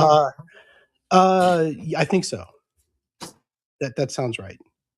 But anyway, what originally brought me up, and you guys have moved on from this, but I was going to mention something about the refund of the fees, and it really speaks to goodwill, right? Goodwill is such an important piece of a company. In fact, it's so important that you build it into a sales price when you're selling the company, right? Goodwill is that important, and it's worth money to companies. And, people were so pissed off about these fees and just yelling about it all over the timeline. This is a very inexpensive way for them to build back goodwill with people who may or may not care. If they're degens, they're probably just in it for the money and stuff. But it's also a positive sign, as opposed to a lot of the negative things that are talked about all the time in our space and about our space. So that's one of my thoughts, was the goodwill portion of this. It's not very expensive for them. It's again a sign that they're listening, a sign that they're willing to, hey, you know what? Mistake or not, because I don't think it's a mistake to charge fees, but they could just say, look, we didn't realize it was going to be like this here. We'll give this back to you if you want it, but it's up to you, and I think that's a sign. Yeah. I agree. And hopefully some people take it that way. I also understand Snack's thought that did it kind of backfire, at least with a portion of their user base. And I think that portion was just never going to be happy. Their goodwill, for all intents and purposes, is already gone, and the only way they're going to get that back is with a giant sea airdrop. It just is what it is. Like, it's not to use that as a cop out, but it is what it is. Like, it's those people aren't going to be made happy. Like, I already have removed for a while. I thought, oh man, my sea airdrop could be huge because I spent so much in fees in the Mania. I'm not. My expectations are pretty much. I would still love it, but I'm not expecting much. It's at a point where both market and I know a good chunk. My biggest gripe was that they're rewarding the new users, and I know they've already set aside allocation for the historical usage, but rewarding these farmers, those who were completing the journeys, is diluting the real historical users. That was my gripe, and I've shared that. I was very vocal about that, and I still feel that way. That and I've come to accept that it is what it is. They're not going to change it for me at this point. Like, they certainly can't go back on these new users and those that completed voyages now. It just is what it is. So I can be upset about it, or I can just move on. And I'm choosing to move on, and not going to expect a big airdrop. Apparently, we do have an update for those concerned. We're going to have to bring back Smokey the Bear. We may have a Smokey the Bear segment here on Coffee with Captain in the future. It's a big Everglades wildfire out west that's still smoldering. Wind is pushing to Broward County, very dry in South Florida, despite some rain this week. I was saying we got a lot of rain on the other coast this week, so hopefully things turn soon, and it is the fire is put out. I saw we have a new guest on stage here, Neanderthal, GM Neanderthal. What brought you up this morning? Yo, GM. Well played on the name, by the way. Well played on the name. Almost as good as an idiot. Thank you so much. My mom gave it to me, so I'm really proud of it, and so is she. So I appreciate that.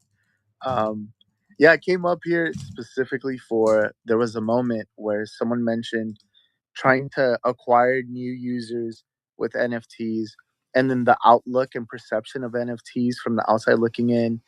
I think that has drastically changed over the years. And if we just kind of are matter of fact, I feel like more projects, especially those with longevity, are seeing a significant downturn, not because, they suck or anything. It's just good things take time, and great things take even more time. And sometimes the patience that people had to see that out, I mean, it just was non-existent because we had fast liquidity early on. And so moving forward, I feel like in order for the idea of NFTs to break out, things have to change drastically to include the way that people collect. And that's the same for anything, right? Any collectible, whether it be Pokemon or Labubu or art, even, like it has to take its course. I mean, I'm sure a lot of folks bought Pokemon never thinking that the ones they had were going to equate to anything. And it wasn't until it broke through culture in a significant way that it became the norm. And I think we're so far away from that. And my only hope is that marketplaces like OpenSea continue to provide some platform for NFTs to, at a minimum, be purchasable. So that was it. I just think it's quite important to sometimes discuss.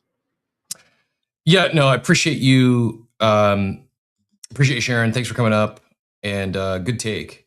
I also have a correction. I misspoke. I said White Walls was expensive. I am confusing. I really truly thought when I looked at it when they first launched, I thought it was hardware, and Imlo corrected me. It's not hardware. It's free, and it's an app for your smart TV. He says I might be mixing them up with Black Dove. It wasn't Black Dove, but there was another hardware one. So I did not realize it was just software for a smart TV. And if it's free, what is their model? How are they monetizing it? Would be my follow-up question to Imlo. If you're aware, you're welcome to join us if you can. No obligations or pressure. But yeah, I don't want to misspeak and give misinformation, because I am a fan of the Blondie and the team. And yeah, I misunderstood. I thought White Walls was selling hardware. Did not realize it was just free software for your smart NFT. There are definitely negatives to ordinals on OpenSea. The speed to transact is horrible. That's from Be Epic. Could create a challenging user experience. I would agree wholeheartedly. I don't see the same challenge with Solana, and while Adam wouldn't directly say that yesterday, I would probably be surprised if we don't see Solana NFTs on OpenSea at some point. But yeah, Bitcoin is it is a tough move. Tough move because the tech is just so not even the tech, the user experience is just so vastly different, and there's nothing OpenSea can do about that. It's the Bitcoin tech, and it's just not. No offense, inscribe your NFTs, your ordinals there. I get it. It's just the network's not built for transacting things at volume or rapid pace. And Maria, that's much better. That's a much better version of me than what the first doodle image I got of myself, my human self. It can do my PFP better than me. Thank you for bringing some light back to that. That's pretty solid. I'm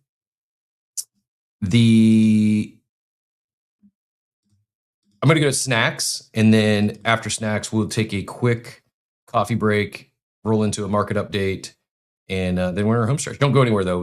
It's still a lot to get into today. We haven't hit on, but I do want to wrap up this OpenSea discussion, mainly because I do want to spend some time talking about what this SEC and CFTC ruling means, as well as markets and what might come. We do. I mean, it's FMOC. It's rate day. I'm not expecting any rate cut, but we will get a JPAL press conference and could move some things in the market. MLO did follow up. No idea how they're monetizing it, but at some point they were doing curated drops, but not sure. Interesting. And someone else was mentioning like physical drops and stuff. Like, speaking of physical drops, OpenSea's doing one today. Hizzy mentioned like he enjoyed the Mellow, the Gutter shoes that they dropped on OpenSea.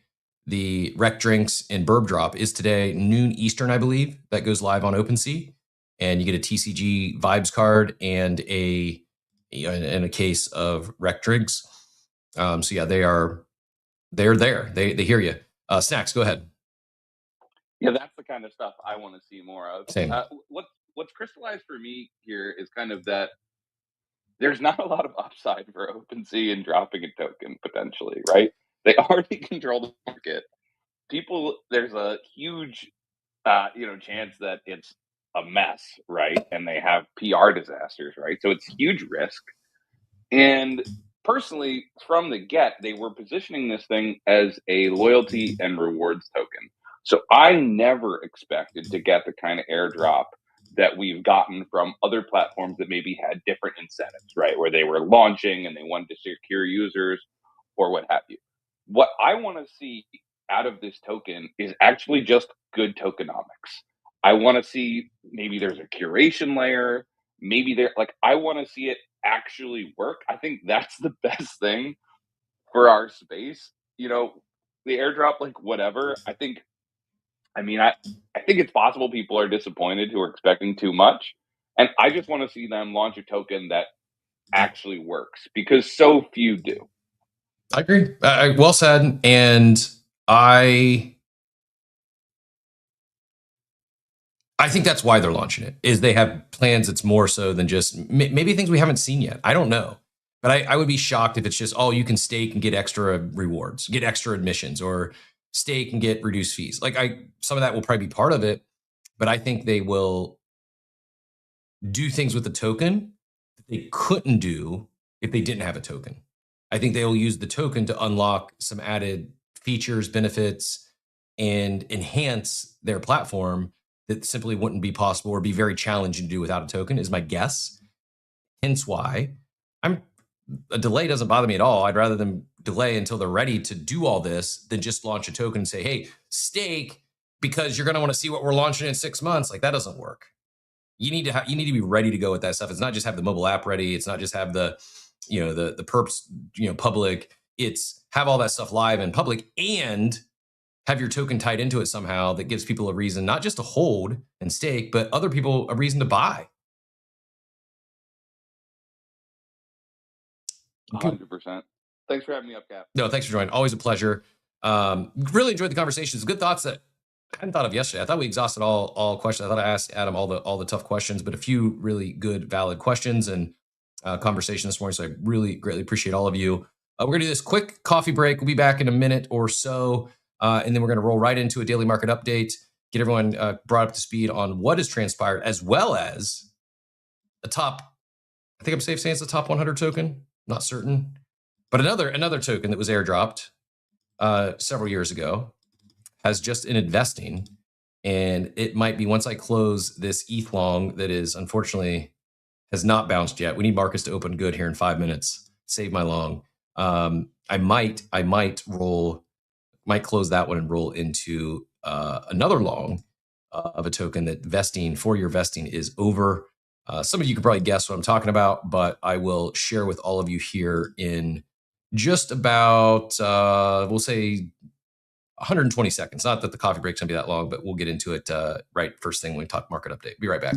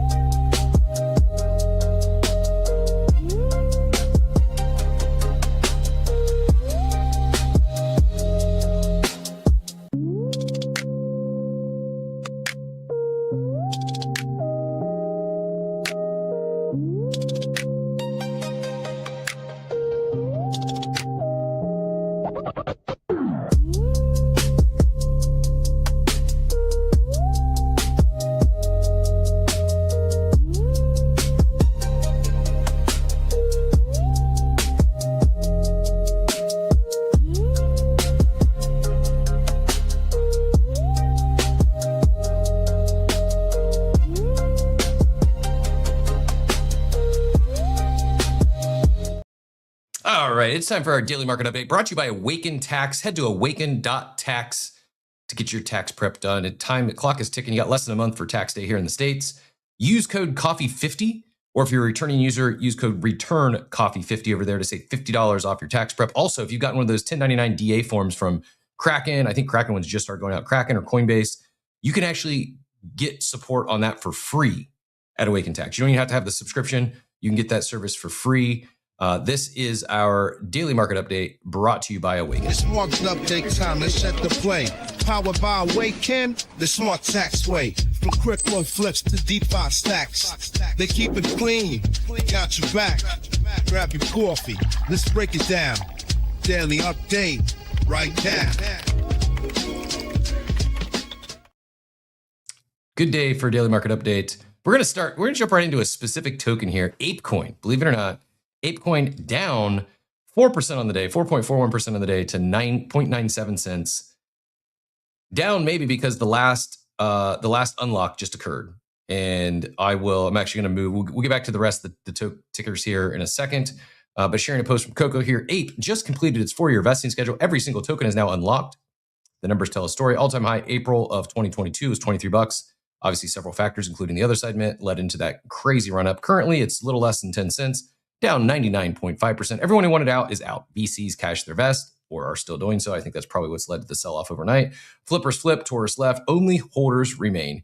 80 million market cap for one of the most recognizable brands in all of crypto. Bored Apes defined an entire era of Web3. The brand awareness alone is worth more than the tokens in most of the top 500. 4 years of constant dilution is done. What happens next is up to the market. But for the first time since launch, Ape gets a fair shot. Kind of agree. I may be holding a very little bit of ApeCoin at the moment. I do have some. It's little in terms of dollar amounts, but I do have probably a few thousand tokens. But I'm mostly bullish because vesting. What Coco said is true. The vesting's over. The dumpers are out, and if other side is a hit, hard to see Ape, the token, staying where it's at. It does power other side. That said, looking at the rest of the market here, my ETH long is not, I think I got in at like 2270, I believe, this morning. So down a little bit. It's down 3.46% on the day to 2239. Bitcoin down 1.67% to 72,483 after running up to 74K yesterday. BNB down 1%, XRP down 2.7%, Solana down 3.19% to $90. Doge down 2%, Hyperliquid still basically flat on the day, down 0.1%, but up 13.58% on the week. And as I head over to NFTs, not a great story over there, but not awful. I mentioned we do have this Rect Drinks Burb Bubbly launching today at noon Eastern. That is a 0.042 mint price, 775 items in total. That goes live at noon Eastern. So get your Burb Bubbly drinks as well as a Vibes TCG card, which I get. My read is only be 775 of those total supply. Hypers up 6% on the day to 439 hype. Pudgies down 1% to 4.24. Little Pudgies down 4% to 0.45. Mutants are flat, up slightly, 0.78. Apes, same story, up about 1% to 5.22. Quirkies down 4.7%. That's the first red day like that we've seen for them for a bit. Still 1.1 ETH floor for them. Squiggles down to 2.39. That's kind of surprising. If I only had a digital display or maybe a White Walls smart app for my smart TV, maybe I would rock a squiggle to flex on the digital display. Doodles down 2%, 2.9% after launching Doodles AI. We talked about a little bit of note. That's being powered by Ingi, who was formerly the CEO of Golden Wolf, which Doodles acquired. He, speaking of vesting, I believe he probably vested out and left, started up another startup, and that's what's powering the Doodles AI system. Azuki flat, down 0.3% on news of their TCG launching today. I think I saw the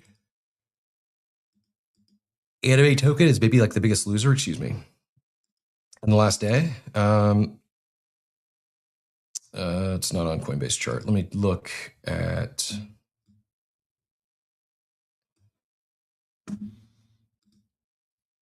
Yeah, it is down 15% on the day. Oof, not great.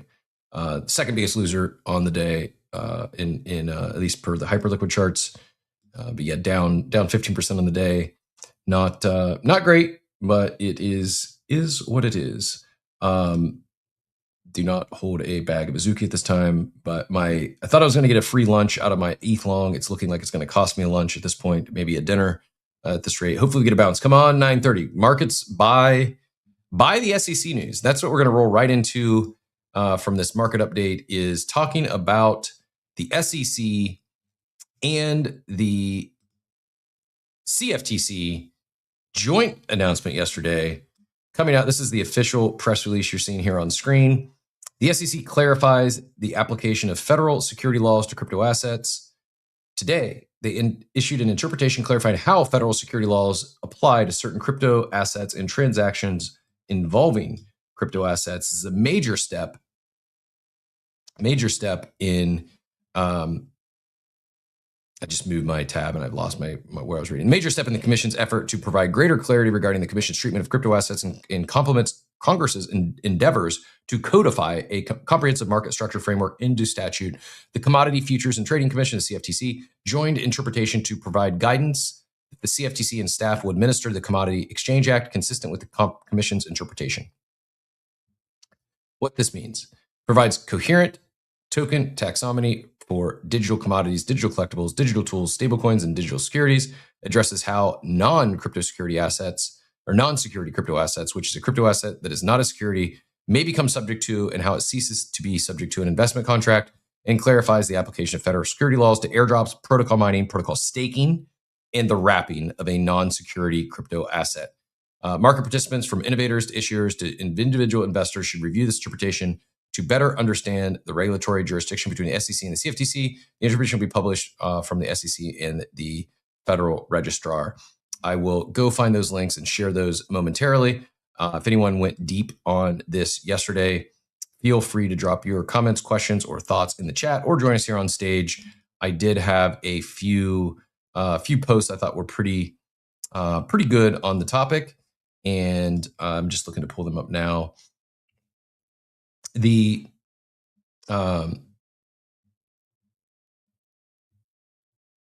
Nope, sorry, looking for something else. Not there.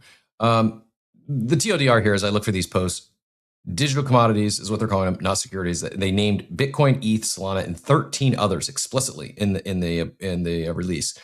Digital collectibles, NFTs, not securities. NFTs with genuine scarcity and cultural value. Digital tools, not security. Utility tokens with genuine platform function. Stablecoins, separate category, regulated as payment instruments, not securities. Digital securities are securities. So tokens represent equity, debt, or profit sharing. Those are securities. The 16 assets that named, I mentioned Bitcoin, ETH, Solana, XRP, Cardano, Avalanche, Polkadot, Chainlink, Doge, Shiba Inu, and 6 others. Key activities confirmed as not securities. We mentioned staking, mining, airdrops, wrapping. The core mechanics of crypto participation is no longer a legal minefield. In the Howey test update, investment contracts end when either their issuer has fulfilled its representation or promises or has failed to do so, meaning tokens that have launched, decentralized, and are trading freely are no longer investment contracts. This kills the SEC's entire regulation by enforcement, led by Gary Gensler. The Ripple case, the Coinbase lawsuit, the Kraken staking enforcement, all those were premised on the SEC's unilateral position that most crypto was securities. By the way, I think taxpayers spent around $400 million paying for those SEC lawsuits against the aforementioned crypto protocols. Not great, but as I said earlier, it is what it is. I was looking for a few other opinion takes on the ruling here. I just have to scroll a little bit, and I'll pull those up momentarily. Maybe if I can find them. While I'm scrolling, I got to show this one if you missed it. This went viral recently. This is actually Ingy made this with the platform that is Doodle AI. So while we're seeing today Doodle's AI mostly the images, I believe videos are probably next. So you'll be able to videofy your doodles. I'm not sure if the audio will come through. I don't want to share it, so it might break my Rodecaster. But yeah, it's a Breaking Bad scene if you're not familiar. This is a very bullish take on this SEC announcement. I'm not saying this is why I opened my long this morning, but a combination of several posts like this, 4.7 trillion. That's how much money just got unlocked in one announcement. The SEC just formally classified those 16 crypto assets as digital commodities, not securities, not unregistered investments, not illegal offerings, commodities like gold, like oil, like silver. Gold also down today. Those 16 assets, over 1.8 trillion. The total capital waiting on the sidelines for regulatory clarity, an estimated 2.9 trillion from institutions alone. The SEC did spend 400 million of your tax money suing Coinbase, Kraken, and Ripple for listing unregistered securities. They just stood on stage and said those exact tokens were never securities. SEC Chair Paul Atkins at the DC Blockchain Summit. Most crypto assets are not securities. The same agency, the opposite conclusion. SEC and CFTC joint guidance, first time ever. They both regulators aligned on crypto. New 5-category token taxonomy, digital commodities, digital collectibles, digital tools, stablecoins, and digital securities. Staking, not a security. Airdrops, not a security. Mining, not a security. The industry begged for this for 10 years. 10 years of lawsuits, destroyed companies, and regulation by intimidation killed in one announcement. Gary Gensler sued Coinbase for listing Solana. Paul Atkins just called it a commodity. It's not a policy shift. It's complete reversal. I know this is AI written. It's still good data, good information. I'm not going to go and read on the rest of this because, again, it is AI, and I don't want to waste your time with AI slop. But in this case, it is actually valid. Here's one that's I don't believe to be AI slop from ICOB. Says quite literally the biggest development in crypto regulation in years, but many of you won't see it today because it dropped on a random Tuesday afternoon at the same time Vanity Fair article. Everyone that cares about the industry should take some time to read this release from regulators. I'll go pin this up top so you can see it if you missed it from ICOBs, but it includes this excerpt on what all was included in the ruling, the statement yesterday. Yeah, they aren't NFTs anymore. They are officially digital collectibles. I concur. I agree. Looking for this post, I'll pin it up top, and then I'll roll into a couple other topics on this fine Wednesday. And then we will get, one other, I was looking for this on ICOBs, one other news item that I didn't have on the agenda, but I will hit on. Looks like we're getting a, I'll just go here while I got it on screen. Looks like we're getting a Netflix movie. Unfortunately, it doesn't look to be, I'm not, it's going to be way too complimentary is my read on just this initial announcement. Hudson Williams, Jennifer Grey, Terry Chin, Elizabeth Adams, Hannah Galloway, and William Mafoffer joined the cast of The Altruists. is what they're calling it. The series tells the story of Sam Bankman-Fried, Anthony Boyle, and Carolyn Ellison, Julia Garner, two hyper-smart, ambitious young idealists who tried to remake the global financial system in a blink of an eye before they were accused of stealing $8 billion. How about we work on our language there? There's a difference between being accused and convicted of stealing $8 billion. They stole customer funds. We should not be trying to paint them as altruist and people doing good and hyper smart, ambitious young idealists. They stole $8 billion from customers. Let's make sure we drive that fact home. I hope that is how the series lands, but I'm not confident based on this tease from Netflix. GG's. Congrats on the MJ pool. Not swapping it. Steve has went full pivoting into becoming an MJ fan. MJ, he agrees, is the GOAT, and pulling bangers to support his new MJ fandom. Apologies for the sniffly nose too. I hope to be back to full health at no time. I know that's annoying, and I try to catch myself, try to mute the mic, but I am a couple of slipped. I apologize. Hopefully it's not as distracting to you as it is to me. If any other headline items, a few other things I might get into or double tap on this morning. I mentioned FOMC meeting. The Fed meeting's at 2:00 today is I think when Powell Powell's at 2:30. Statement at 2 p.m., Powell's at 2:30. Foregone conclusion that the rates aren't changing per FedWatch and Polymarket, both still 99% of no change. So I guess maybe some free money there if you want to go pick up your 1% on Polymarket or Kalshi, but not a game I'm playing per se. Maybe hit on the Azuki TCG. If anyone is deep in the Azuki or anyone's excited about Azuki TCG presale, it's like a nothing burger to me just because I'm not into Azuki. I'm not into TCGs really. It is a pretty big anticipated launch. The official Azuki Trading Card game opens booster box pre-sales tomorrow at 10 a.m.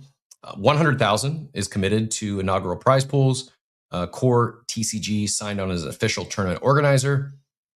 Details that make it different from any other NFT game. Rare cards have physical backed tokens embedded inside. Scan the card on your phone. It links directly to your on-chain collector profile. Physical card, on-chain ownership, provable authenticity. This convergence of NFTs and gaming actually looks like when it's done right. I agree with that. I think this. I'd love to see it. I'm glad they're incorporating the tech into what they're doing. The card set, if you're familiar, if you care, there's going to be 54 commons, 33 uncommons, 22 rares, and 12 super rares, 15 alternative arts, 2 portrait rare alternative arts, 2 IKZs, 4 leaders, 4 gates, strategic card types that suggest game depth. And then that PBT integration, physical back token is the key differentiator here. Rare cards have a physical back token chip embedded in the card itself. Scan it with your phone and mention that links it to your on-chain collector profile on the Azuki website. It's cool. More of this. I'm here for that. Although I'm not a TCG or Azuki person, I appreciate how they're doing it. I hope Vibes follows suit and does something similar with theirs in the future as well. Big shout out to Hans and Be Epic over there, the big tippers in the abstract chat. Greatly appreciate both of you. And the other quick X crashing. Sorry, X has been doing X things lately. Wish I could fix it, but way above my pay grade. But before we get into the home stretch here, I do want to get one other quick read in this morning. No segment or guest per se. I'll just give some love to our friends and sponsors over at Unvault. We'll be right back in about 27 seconds. Yo, inside the vault, put royalties back on chain. Enforcement went optional, we bringing it back again. Freeze it at the source, then you move it with ease. Claim it where you land, one live, no duplicate keys. No rappers, no doubles, identity stays intact. Clean ownership trail, royalties paid, that's a fact. No, one live, no duplicate keys.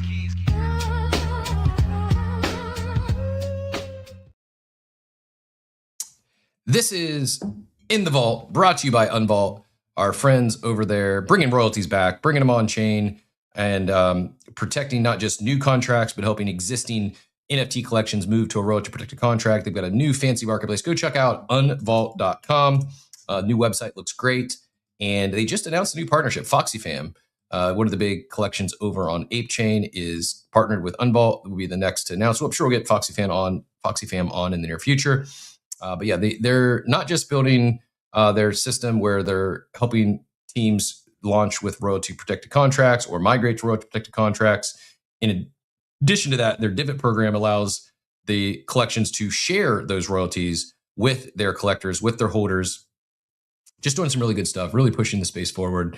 With that, we'll come across chain NFT marketplace with proprietary NFT AMMs, and we'll be deploying liquidity pools, earn trading fees, and enable instant buys and sells for any collection. Again, across multiple chains, doing some really cool stuff. Grateful to be working with the Unvault team. They do have I pinned a couple posts up top. Go check out, go give them a follow if you haven't done so yet. And we'll have them back on next week, but they do have, I think they're doing their space on every Tuesday and Thursday. They did one yesterday. That recording is there if you wanted to get some more details. And give their account a follow and look for that. Look for their space on Thursday if you got questions for Aaron, Ernest, and team. FoxyFam also on ETH as well as Ape, not just Ape, but big win there for the Unvault team. They also recently announced the heavy metals, which by the way reminds me, I need to do that today. I need to make sure I think I'm going to the pet route. Curious if anyone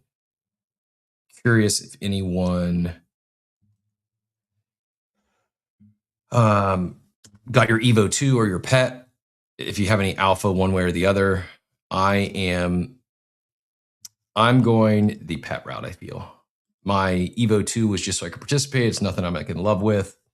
So I'm pretty sure I'm going to go the pet, assuming I can still do so. Also, the quick PSA reminder, if you've not yet done so, get your NFTs off of Nifty Gateway. That ends in April. I still have had tech issues, haven't been able to do it, but I have also not reached out to Discord or done any sort of troubleshooting. So that's on me.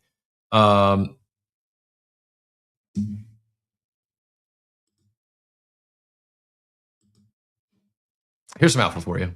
And again, home stretch here. I got a couple other topics I may fly over. This one comes from Phonics, who's in the streets, in the trenches, as the kids would say.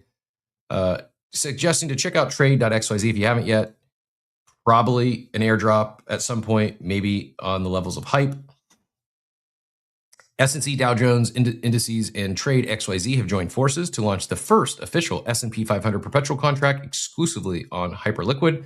For 69 years, the S&P 500 has been a defining reference point for the global finance. Until now, access to that benchmark has been shaped by the market hours, intermediaries, and geography. Today, that changes. S&P 500 Perp is now available 24/7, 365, anchored by the official index data required for deep liquidity and institutional confidence at scale. SPDJI helped define modern indexing. They are stewards of an iconic benchmark, the standard against which portfolios across the globe are measured.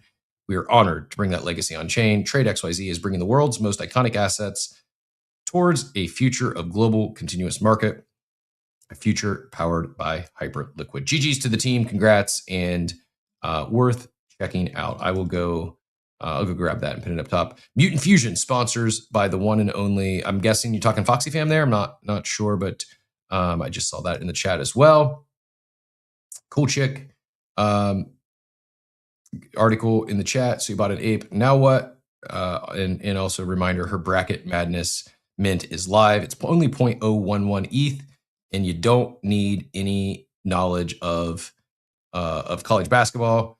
You simply mint one, you get a team, and if that team makes the Final Four, you're in the money. It's just a fun little sweat. For 0.011 is about $24, $25, and a fun way to play along if you're not in the college basketball streets, but yeah, you'd like a sweat. Also, we'll shout out the Bearish team, who's also doing some brackets, and you can fill out those brackets. There's some free ones, and you can fill it out with the help of AI if you're not following along. So some fun stuff if you want to get if you're into sports, into college basketball, or you just want to get some exposure to it. A couple low to free cost opportunities to do so. And like I said, Wrecked drinks that good. I don't know. I said I was probably gonna mint this. I don't know. I'm probably gonna pass. I don't know why. I think this is what I need help on. But why I become. I don't know. I'm a fan of the team, fan of the brand. equity holder in rec drinks. I still own a rec guy. I still hold my rect. Still long. I've not thought about selling it anytime in the short term, not trading it. But I've become indifferent to the drink drops. Help me understand why is that? Does anyone else feel the same way? Is it just because it's been so many now? Is it the higher price here? I mean, 0.042 is about $100. I also still have a lot of actual drinks to get through. I still got, I think, a full shelf in my garage that's full of rec drinks. I don't know. Is this just me? Why, excuse me. I don't know if it's an Everglades smoke getting to me or what, but my allergies are kicking off. And I even did the, not Flonase, but like the generic Flonase this morning to try to tackle it. But thank you for bearing with me as I'm not 100%, but I'm grateful for my health because it's been this little bout of being under the weather is reminded me how fortunate I am to be in mostly good health. Unrelated, but related on the good health topic. Shout out to Carson OG Ape. Just saw a post last night. His dad, who's been on dialysis for several years, is getting a kidney today or last night, and that's awesome. Near and dear to me is my father had polycystic kidneys and was on dialysis for a few years and ultimately got a transplant. His dad, my grandfather, was on dialysis, kid you not, for 17 years. I think it's still a record in the state of Ohio at this time, at least home dialysis. My grandmother, when he got the diagnosis, she got certified to do the dialysis at home. They got a big machine, and it's part of my childhood. I just didn't think, I had no idea how rare it is until I became an adult. But I go in and we watch Price is Right, 11 o'clock in the morning, and during the summer, whatever. I'd go and hang out with my grandparents, and we just sit there, watch, the Price is Right, and he'd be hooked up to the dialysis machine. And shout out to my grandmother for doing that for 17 years before ultimately, and he opted not for a transplant. Most people, I think that's probably why very few people remain on dialysis for 17 years. Most people will opt for a transplant and not have the need for dialysis after you get the transplant. But great to hear that his dad is not going to have to deal with it. Because if you're not familiar with dialysis, basically I don't like needles, I don't like blood, and you're essentially hooking yourself up to a machine that takes blood out of your system and it recycles through the machine, does what your kidneys are supposed to do, and then puts the blood back in your system. Maybe that's why maybe seeing that as a kid is why I'm not a fan of blood and needles and stuff today. I don't really know, but I may wrap up a few minutes early because my nose, I feel like it's running. It is. I just saw it on screen. Excuse me. Yeah, really professional after a couple of good interviews. You know what? Here's what I'm going to do to close things up. Not only am I going to share, the interview with Adam is up top from yesterday. Go check that out if you missed it. I also want to give a shout out to our partners over at Doma. I truly enjoyed it. I thought we had a great conversation. We had 500 people tune in live yesterday. Was not expecting that, as it was a brand new show. We just kicked off Doma on Air. It's going to be an ongoing series that we'll be doing every couple of weeks. And first episode did air yesterday from the Doma X account. I pinned that up top. Let me see if I can find the actual video link. Yeah, here we go. It is pinned up top in the chat. Really enjoyed the conversation with two of the co-founders, the CEO, and one of their new team members. I mentioned previously when we had him on the show, it's refreshing to work with a team of adults that are only, when I mean adults, not only mature and in my age range, but rather, actually, I shouldn't say that. Michael's probably a lot younger than me, one of the co-founders, Fred maybe too. Just really professional. They've got extremely strong professional credentials, backgrounds. They've been domainers for a very long time. And the RWA market is huge. The domain market is huge. God damn it. It's so gross. I'm sorry. I'm going to have to wash my Smokey the Bear hoodie today. I will get Kleenexes for the next time I've got sinuses and runny nose. I apologize. This has never hit me before. I've had sniffles before, but this is the first time my nose just won't stop running during the show. I apologize. I know it's gross. Peyton, I'm sorry. Hopefully you can cut that out or just wrap it a little earlier. My bad. It's probably bothering me more than it is any of you. I probably should just turn my camera off and not said anything, but I'm powering through. Great. Thomas, appreciate the kind words. I feel okay. I just am not 100%. But yeah, thank you. I appreciate the kind words. I will feel better. It's just annoying more than anything. It's just annoying. I also like this, like completely random, but I feel like when I got sick, like my immune system all went to attack the sickness and get me better. And so I had things like I got a stymie, it lasts longer than normal. I got like one of the little, if you ever get like a zit inside of your nose, which is like it's like a form of a staph infection, not good. I've gotten it before. It's not a big deal. It's just, again, annoying. And it also lasted longer than normal. If you go back and watch some of the videos last week, you can probably see it looks like I had like a red nose or some makeup or something. It was a pimple on the inside of my nose.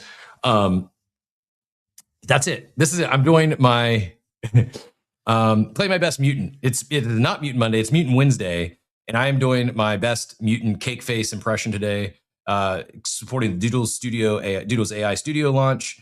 I'm doing real life version of the mutant snotty nose, snotty face in person. You get it live here. Payne says, "Yeah, I love it." He's not going to cut the video short. He's going to clip my nose running. So there you go. No idea why this started halfway through the show either. Like I thought I got it all out in the sauna this morning. Probably way too much information, but I was gonna try to land the plane on the immune system being down. Is like little shit like the sty, the thing in my nose. Like it's just makes me appreciate how I'm very fortunate to be very healthy, and sickness like compounds. Like why sleep is so important and eating good is so important is because when you get a little sick, you're so much more susceptible to getting more sick, in my opinion. My dad, who I mentioned, he was on dialysis for a while, had a kidney transplant, and he, ultimately passed away. I was 23 years old. He was 49 when it was infection, blood infection, ended up taking his life, just because like his body had been through so much. It was always like a surge. He was always recovering. He was always like, he had like while the transplant was good, he had like prior to that, he had like somebody like I think like 17 stents at one point in his arm. Like it was just always had something going on, and your body, it gets worn down, like tells you things, like makes me really grateful that I am a generally healthy person, and how quickly I still gratefully sending my best to Grateful. I'm not sure if he'll hear the recording later or not. I don't think he's out there yet this morning, but longtime friend of the show, host of the Grateful Show, and he's been under the weather. He's like, yeah, last week he felt great, and all of a sudden he's like been hit by a train this week. It really does make, at least me, I'll speak for myself, makes me appreciate my genuinely mostly good health, and how quickly you can go from feeling like best shape of my life to I just feel run down. I feel like crap. I feel fine. Like I shouldn't say like crap. I just feel off and definitely not 100%. And shit like my nose running on screen is not optimal. I also feel like my eyes are maybe a little bloodshot. I've not been smoking or anything. It's just little under the weather. Yeah, it is. And Diablito is right. Like I think part of it is not just my immune system being run down. I've been getting my normal sleep. I've been staying up till 10, 11 o'clock at night most nights and I'm still getting up at 4 a.m. and it's just not enough sleep. Not enough sleep for me anyway. 6 hours. I can run on 7.5, but 6 hours is not enough. And yeah, it's caught up to me. So I might actually take a nap today. We'll see. I might might be my last cup of coffee and might take a little nap this afternoon to try to catch up on some of this. But there's no baseball tonight. If I don't take a nap, I'll be out probably like 7 o'clock and I'll be back to full health tomorrow. But I appreciate all the kind words, all the concern. Proof Alpha DGen, take us home here, buddy. What brought you up? Real quick, man, just to speak to your point, that double tap on your point where you talked about treating yourself good, eating good, and it helps you out later in life. At our mid years, I'll say our mid years. I'm probably the grandpa of Web3, but I had a story real quick. This story, it may be 30 seconds, maybe a minute, but that that eating right helps you out so much, man, and being in shape helps you out so much. I messed around and I had a bike wreck earlier. I used to ride a Hayabusa, but before that, I had a CBR 1000 Triple R, something, in the 200 plus club. If you know what that is, you know. Well, I had a wreck where I broke my whole upper torso. My chest was broken and 3 bones in my back were broken up top, the thoracic area. I think 4, 5, and 6. Well, I had to opt to do the back surgery because I didn't want to mess around and pinch the nerve and never walk again. So I did the back surgery, and after that I left. I was discharged. The doc set me for a 3-month return. And I came back and the doc looked at me so crazy after he did this initial check and touch and push and all that kind of stuff, probing. And he was looking at me crazy. And I'm like, Doc, do I have to go back under the knife? Because this thing is painful. What are we doing here? The doctor actually said, hey, man, you are healed. You don't even have to come back. It's no more. You in 90 days after thoracic surgery of a spinal fusion, 3 bones in my back, in my spine. And he attributed that to, he said, you were in great shape, and that right there probably helped you out more than you ever know. So to your point, if you treat yourself right, your body is going to take you a lot further in life than you could ever know. Do yourself a favor. Do good for yourself. Back over to you, Cal. Heck yeah, no. Glad you recovered fully, and appreciate you sharing. And yeah, double tap on everything you just said, man. It's real. Like they say, like, oh, kids recover from surgery faster and or more likely to recover fast from surgery and quick recoveries than older people. Maybe it has something to do with them because they're younger. I just think they're probably healthier. They're probably in better shape. And a lot of people let themselves go when they get older. And it's not saying you got to become a bodybuilder. It's not about aesthetics. It's not about what you look like, although you will feel better naked. But you're so much healthier. Like, move for 30 minutes a day. Go walk. Go do something. Don't be sedentary. It's so easy in today's world to just be sitting behind a computer screen or on your phone the whole time. Eat healthy. Get some sleep. Like, this stuff, it's now science supports it. It's not just like crazy hippies saying you should do this stuff. Like, it's real. It works. And yeah, I'm very grateful that I made some changes in my personal life. Oh man, be 8 years. 8 years ago in March. Big changes that I'm forever grateful for. I wasn't like unhealthy, but I was out of shape. I was overweight, and I wasn't like some disgusting human being. But I wasn't healthy. I wasn't sleeping good, and I would frequently get like the sniffles. I'd get like this, or I'd get like a kink in my neck. Like, so many little things that you don't. It's so hard to put together of like how things quickly compound, what leads to something else, what one ailment leads to the next, until you make those changes and you get healthy and you go several years without even a sniffle. And then usually when you get one, you bounce back almost immediately. Like, the stuff matters. Like, our time here is limited. I think it's going to be extended thanks to AI and novel medicine and all that. That's a story for a different day. But it really, truly, not only will you feel healthier on your day to day, you're going to bounce back quicker from sickness, from surgeries. It's not just me saying this. It's not just Proof Alpha DJ saying this. It's now science has proven most of this stuff is very valid and real. And invest in yourself. Spend some time for yourself. People, a viral post on X today will be like, oh, instead of spending 10 minutes on social media, spend 10 minutes learning this AI tutorial. Maybe do that, but do it while you're walking. Go move for just, if you're sedentary now and you don't work out, that's a big leap for you. Fine. Go walk for 30 minutes a day. Notice the change that'll have in your life. Go try to get an extra hour of sleep. Turn your phones off 2 minutes before you go to bed. 2 hours before you go to bed. Sorry. Little changes compound so quickly. And I'm not a prohibitionist by no means. The big change I made that flipped this switch on and how I think is I stopped drinking end of March 2018 and started working out at the same time. My whole thing, I'm going to move for 30 minutes a day. I'm going to stop drinking. I want to get my physical health back. I didn't want to be 45 and no offense to anyone who's larger. I didn't want to be 45 and like 250 pounds.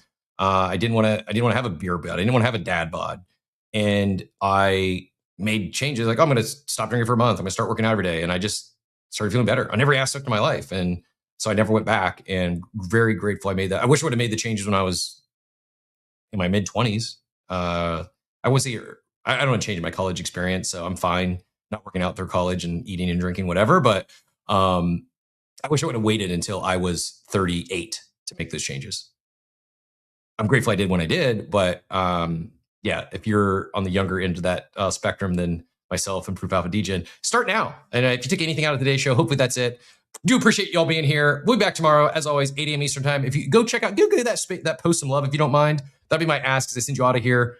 The Doma on Air episode 1. Go check it out. Hear from that leadership team.